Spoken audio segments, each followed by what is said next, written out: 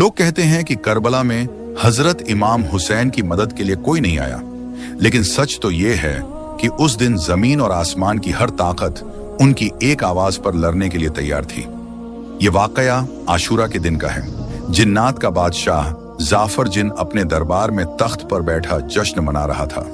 उसे इस बात की खबर ही नहीं थी कि करबला में नबी के घराने पर क्या बीत रही है। तभी अचानक उसके तख्त के नीचे से 2 जिन रोते हुए और मातम करते हुए गुजरे। जाफर ने उन्हें रोका और पूछा, अरे आज तो खुशी का दिन है, तुम लोग क्यों रो रहे हो?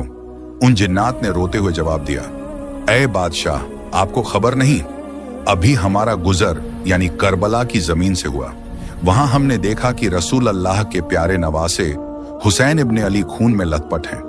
उन पर तीरों की बारिश हो रही है और वो सजदे में हैं। ये सुनते ही जाफर जिनके पैरों तले से जमीन खिसक गई। उसने फौरन जश्न को रोका, सर से ताज उतार फेंका और जंगी लिबास पहन लिया। उसने अपनी तलवार निकाली और जिन्नात के एक बड़े लश्कर को लेकर हवा से भी तेज रफ्तार में करबला की तरफ दौड़ा। जाफर कहता है, जब मैं करबला की फिजाओं में पहुंचा तो मैंने एक अजीब मंजर देखा। वहां सिर्फ यजीदी फौज नहीं थी, बल्कि आसमान से लेकर जमीन तक फरिश्ते, अंबिया और जिन्नात की कतारें खड़ी थीं। वो सब अपनी बारी का इंतजार कर रहे थे कि इमाम हुक्म दें तो वो दुश्मनों को खत्म कर दें। भीड़ इतनी थी कि जाफर को रास्ता नहीं मिल रहा था।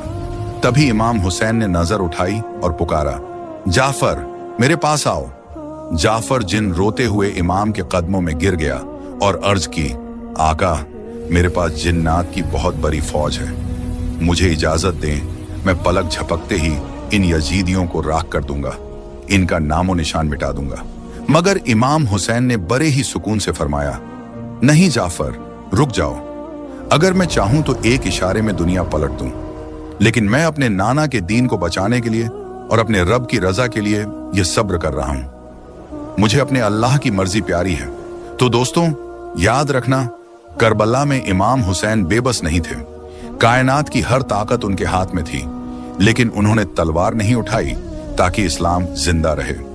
करबला का यह मंजर बताता है कि जीत हथियार की नहीं बल्कि सब्र की होती है।